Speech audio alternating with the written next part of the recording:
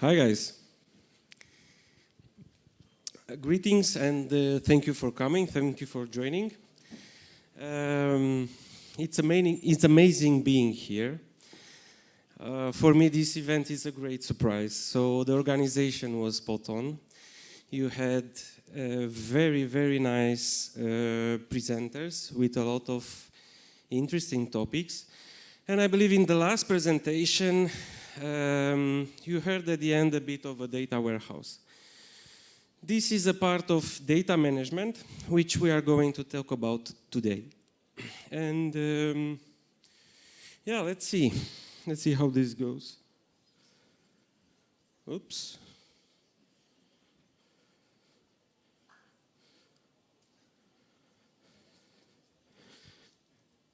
Okay. First of all, I figured this out. First of all, some words about myself. My name is Gabriel Tataru. I represent Integration Data Systems. We are a small company focused on data management. We started in 2012. Me personally, I started my career as a network administrator, so in telecom. I was a network engineer. Then after I learned a lot of things about routers and VPNs and switches and routers and optic fibers, I decided to switch a bit my focus and get into more IT. So I started as a database administrator, meaning database engineer. Then I went a bit into development. I developed data systems like data warehouse, data lakehouses and things like that. And then I got a lot of other roles. Yes, I was a QA, I was a business analyst, a technical analyst, a project manager. I was also playing the role of system architect. So all of these roles created some synergies and made me understood better the data management. And yes, as I was saying, we opened up in 2012. Now we are a bunch of people, 120, 130, still growing. We have some data projects in Europe, in Romania, in Germany, in Austria, Switzerland, Poland, Slovakia, and we want to keep growing. And of course we are data passionate. We are not sticking to only one technology, but we do what the market is asking for us. And today we are going to talk, as I said, about data and data management. So you might ask me, okay, Gabriel, so what about this data? And I ask you, I believe you all know what data is, right? Well, data is information, and this information is coming to us from different types of channel. Yeah?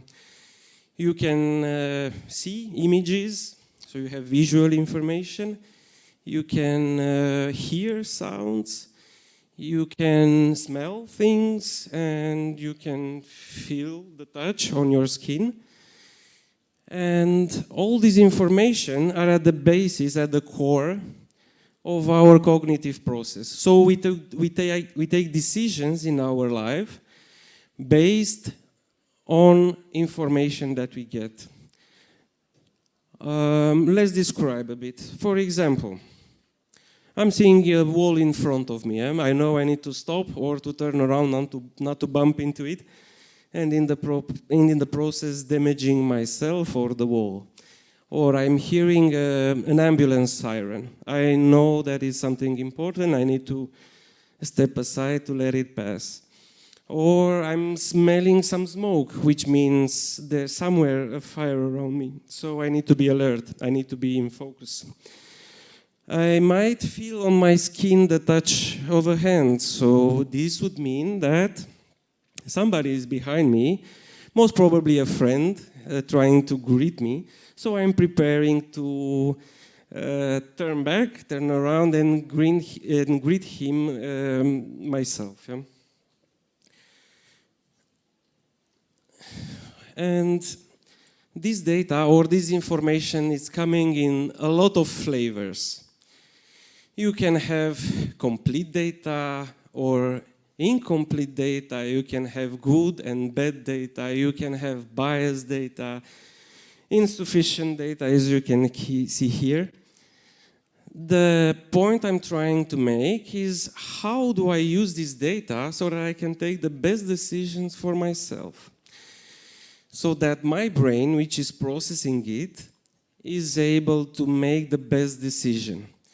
This is valid, of course, also for the organizations. So you can think of an organization as a human body who is processing the data, who try to understand it, and make best use of it.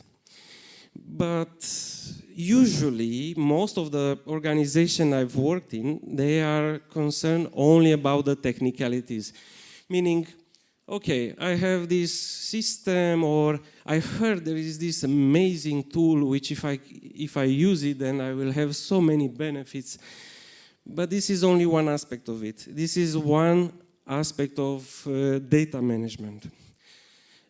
In order to have a success data policy, you need to have also in place defined systems and processes, and you need to have also the correct organizations to be set up, meaning people. Yeah? So you need to nurture your people, you need to teach them, and you need to educate them in the spirits of the data. Well, as I said before, all the organizations are trying to get a grasp of what they have in terms of IT systems, and not only. And the reason is in the challenges that they are facing into processing the data. Yeah? So how do I make my data reliable or trustworthy? Another issue or challenge that they are facing is how to deal with unstructured data. Yeah? I might have videos, I might have transactional data that I have to process. And I need the mechanisms to be implemented. Another question is, okay, good, I process the data, how then I can make it easier for the end users, for my beneficiary, to easily read it and make a good use of it. And this is not an easy thing, believe me. Of course, everybody wants to have their reports and dashboards and data insights. And based on those, everybody wants to, in the end, take the best decision for their business. And this would be the most important point I want to make. How to increase the business value by using the organization within the data. So here you can see some figures from some big names like MicroStrategies or Forbes, saying that mostly all of medium, large organizations, and in current days also the small ones, will migrate to do data management coherently. And here are some examples. Yeah, for example, Coca-Cola, it's creating the ads tailored for the consumers, for the customers. Netflix is trying to see what shows are having the most success based on the age, in which region, and what hours they are consumed, so that they can tailor new blockbusters. Yeah? Uber, which is some sort of a taxi service, they are optimizing the routes and of course the time for the ride, and why not the profit. Yeah? So if you are to gather all the benefits for using a data management system, normally we end up by improving the efficiency and productivity, having faster and more effective decision making, more financial performance, which will give us a competitive advantage, and of course will allow us to keep our customers, meaning the retention and also the acquisition. And why not, maybe help us identify new revenue streams. This is done by a process called split testing, so where you always try and measure and see what's working, what's not working, what are the goods, what are the bads, and so on.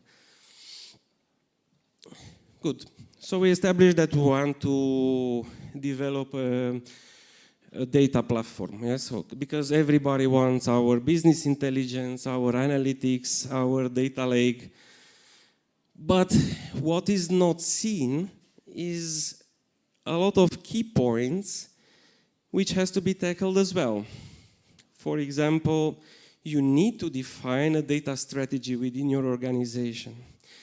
You need to have a data governance in place, meaning roles and responsibility. Who takes care of what in terms of data management? You need to think about your data quality. We talked previously about the good data, the bad data, the incomplete data. So of course, this has to be tackled, yeah? And other points, for example, metadata management. If you are choosing such implementation, and metadata management is also valuable for data lineage, which again we will talk a bit later. So from all this sea of unknown things, we need to put a structure. And we need to talk about the data strategy, management and governance. And of course, we will touch a bit the data warehouse topic, just to have a flavor of what this is about. Well, now for data governance, we are going to talk about data architecture. What does it mean? It means I need to understand what is best for my organization, how I want to process the data, how I want to keep it, what data is relevant for me or not, what are the costs that comes with it, what kind of machines, of servers do I want it on premise or do I want it in cloud, how big the team should be that are managing my data. We are talking about data integration, which is another key point, because you can imagine, I can have a GL system which are storing all my financial data, I can have operational system, I can have a transactional system, for example, cards or payments. And all of this has to come together as one. And I need to integrate the systems to talk the same language. So I need to create something coherent, which would make sense afterwards from the end user for the business. Of course, data warehouse is DVH and business intelligence, BI, is the core in terms of implementing this data strategy. And these are systems which are being currently implemented all across medium and large enterprises. And soon enough, they will be implemented also by the small businesses, because the trend, as talked about now, is to move from on-premise and expensive implementation towards cloud implementations, more like to have it as a service and not necessarily as a platform. And of course, if we can benefit of artificial intelligence and machine learning for the data insights and analytics, will be even better, right? Of course, within the data governance, we need to talk also about data security. Why is that? I think in the near future, sooner or later, maybe more sooner, your country, for example, might be part of the EU, and I really cheer for that. But with this, with great powers comes great responsibility, you know how they say. So EU comes with a lot of regulations in terms of data security, data privacy. And yes, there are some ways how to do it, some rules on what not to do. And of course, if all these policies are put in place, then you'll have a successful platform, a successful implementation.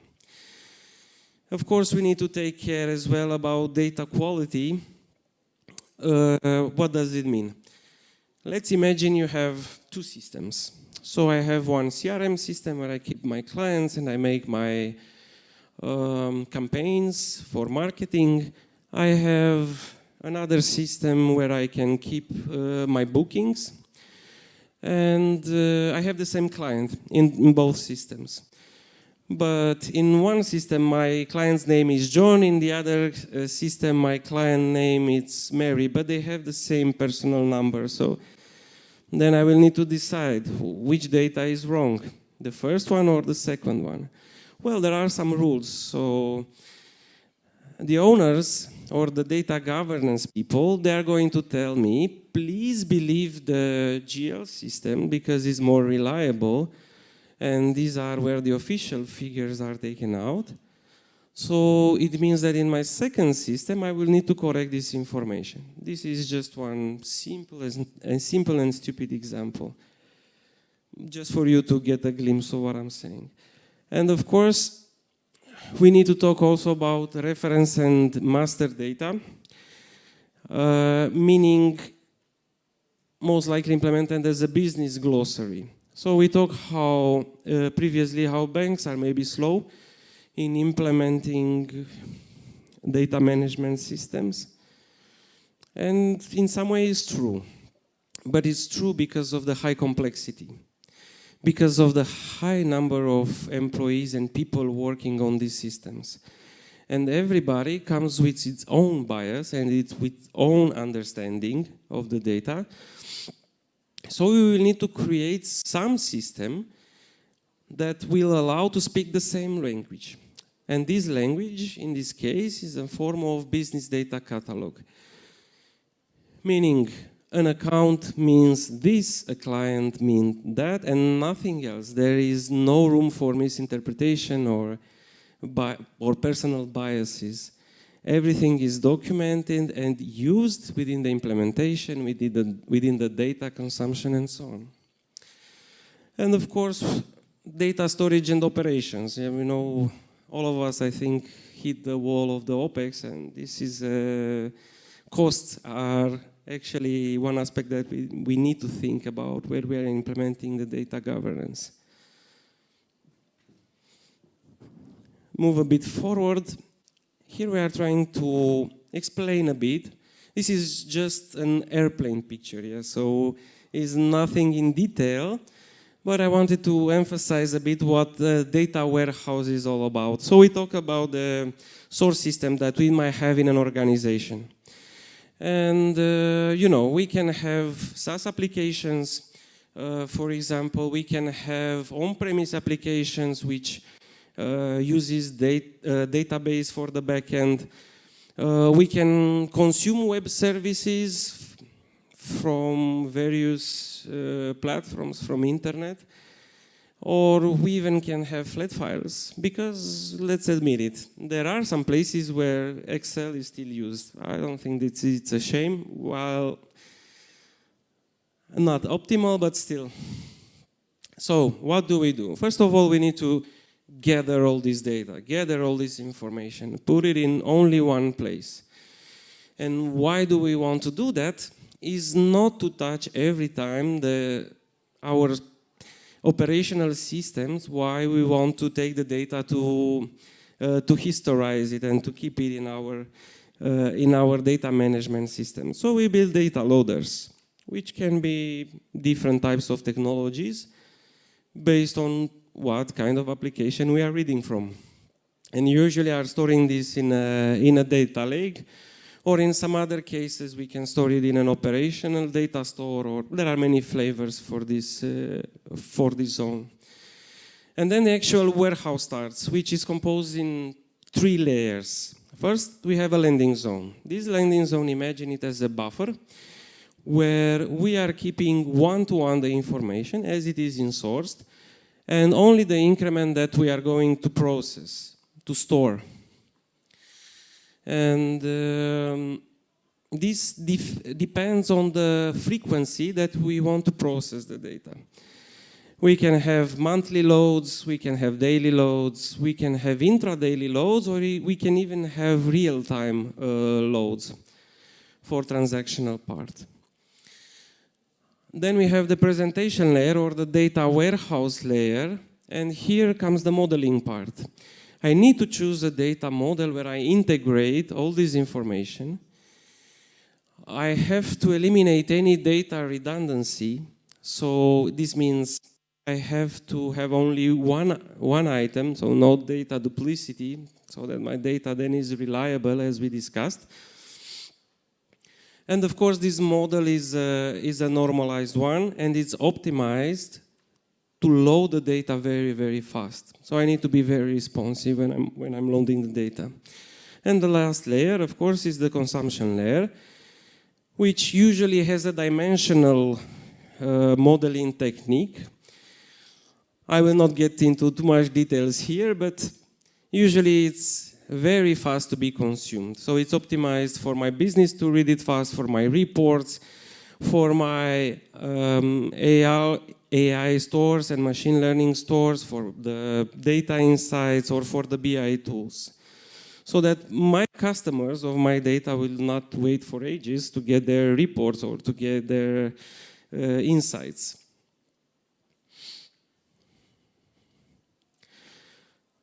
So you would say here, oh my God, what is this? Well, these are some, if we go a bit into details, these are some key models, some key components of an implementation that everybody needs to think about for a data warehouse. So we talked about ODS. This means operational data store, and this is the place where I can keep my data from the operational systems, and I historize it over and over and over, and it's there, ready to be processed to fill up my data warehouse.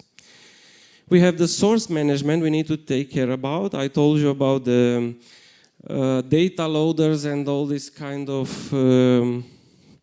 technologies that we can have. We can consume APIs, we can have flat files or databases. We need to take care about the data modeling, and here there are some specific techniques that are applied, and we talked about a bit about the dimensional model, about the redundancy or not. We talked about the business data catalog, which is, let's say, is the summary of all my business data items. Quality assurance, to keep my data clean and safe. Of course, we have metadata, which ensures the lineage, we said. What is lineage? Well, lineage is a roadmap, if you want, that describes what my data is doing from the left to the right. What are all the usage of this data in terms of business data item? What kind of transformation this data suffers, so that if something is changing in my business, I can know exactly what I need to change, what is my impact in my implementation, what is the effort necessary, and of course, in the end, what is the cost.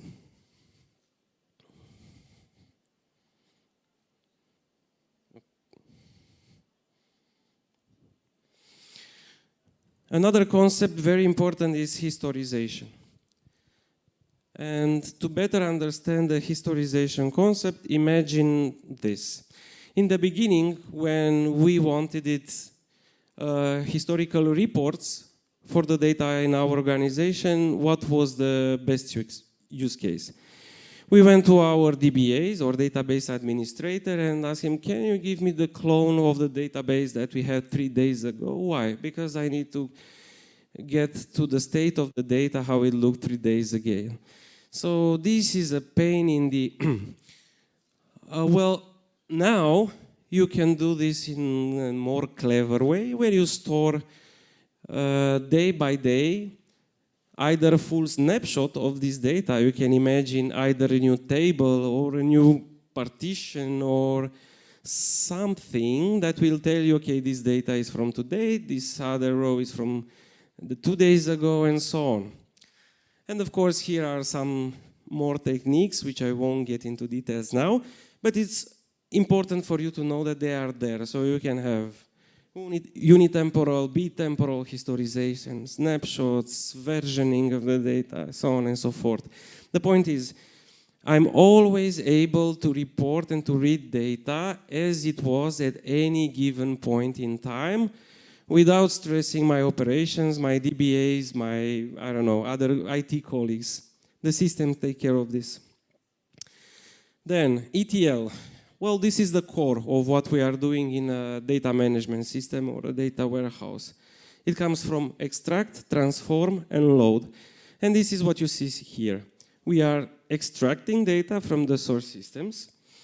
We are loading to the landing zone and then transform it so that it can be read in a more coherent way. Of course, this comes with a lot of challenges. If we historize data, then it will pile over and over and over. Volume will grow. So we'll need to implement, we need to put in place some policies of what to do with the old data. And this is what this ILM component is doing. It's called Information Lifecycle Management. And here I can choose. Okay, data older than, I don't know, 1 year, I can store it to tapes and put it away so I can easily free up space so I don't get huge costs.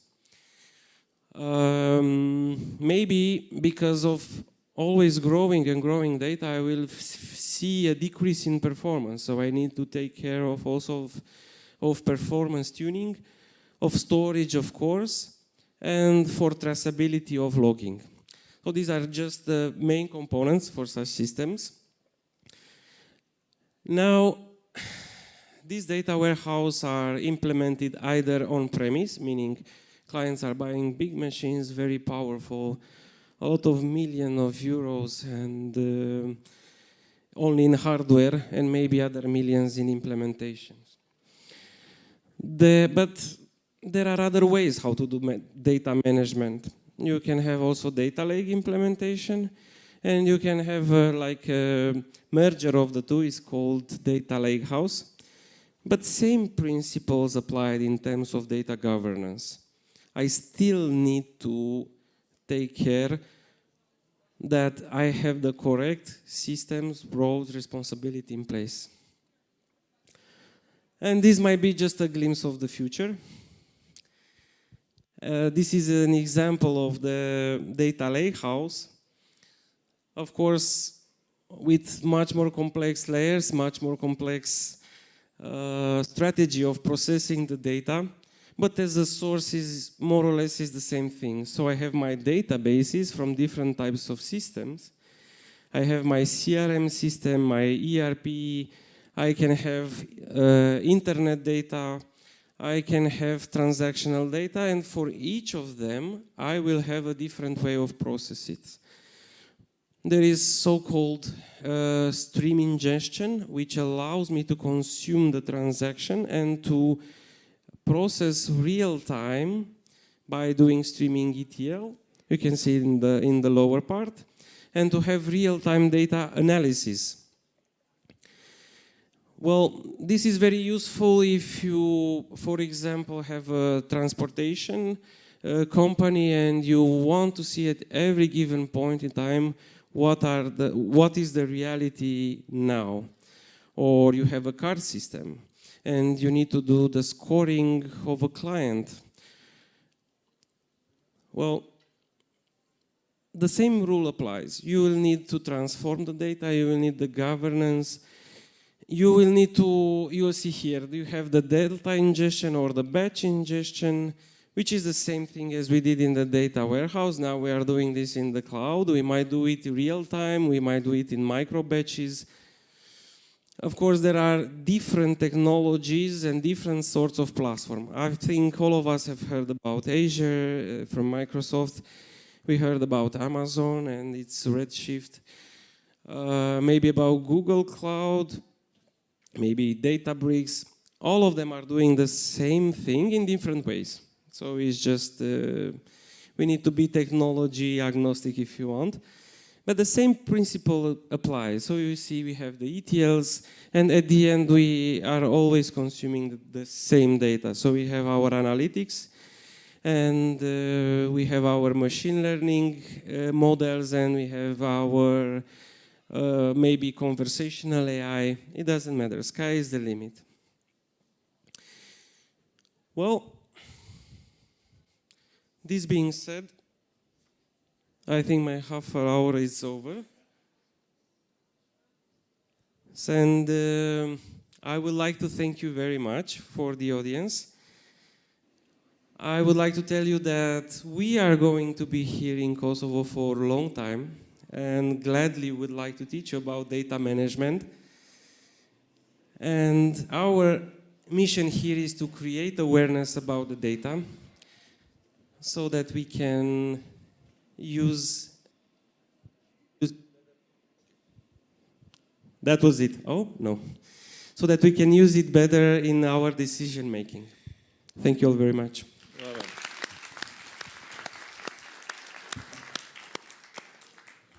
Thank you, Gabriel. That was fantastic. Gabriel? Thank you. Well done.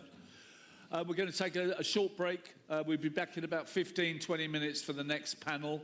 I urge you not to miss it. I'll give you a warning about when we're going back on stage, which will be just before 3 o'clock. Thank you.